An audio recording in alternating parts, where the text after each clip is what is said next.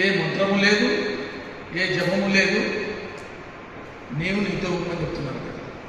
ఒకటే కాన్సెప్ట్ ఇక్కడ. ఇందరూ నీవు మన మనసు బయట తిరుగుతూ ఉంటుంది, అలా కాకుండా బయట తిరిగిపోకుండా నీతో నీవు ఉండు, అద్భుతాలు జరుగుతాయని చెప్పేసి ఇది ఓల్డ్ కాన్సెప్టే. పతంజలి గారు ఎప్పుడో చెప్పారు, యమ నియమ ప్రాణాయామ ఆసన ధ్యాన యమ నియమ ఆసన ప్రాణాయామ ప్రత్యాహార ధారణ ధ్యాన సమాధి అని. చాలామంది అంటారు ధ్యానం 7 స్టేజ్ కదా సార్, ఇవన్నీ లేకుండా ఎట్లా వస్తాయన్నారు. ముందు అది స్టార్ట్ చేయండి, ఆటోమేటిక్గా అన్నీ మీలో ఎన్నో మార్పులు వచ్చేస్తాయని చెప్పేసి ప్రతిసారి అప్పట్లో అనేవారు.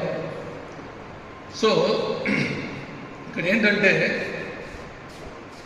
ఈ ధ్యానము అనేదంటే జస్ట్ సైలెంట్ ఉండడమే. Silence is God. ఇందులో నిశ్శబ్దం బ్రహ్మ అన్నారు.